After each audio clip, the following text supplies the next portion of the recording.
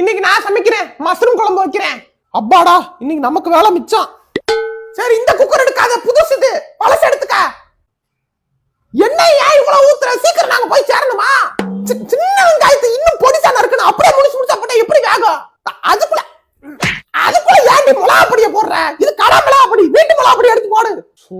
கசங்கரமா நீ ஒரு கிரேவி வைக்க தரல. நீ எல்லாம் புருஷ வீட்டுல போய் என்னத்த கிட்ட போறியா? மாமியார் கிட்ட வெளுதா வாங்க போற வழக்கமா தடி. தக்காளி இன்னும் போடு.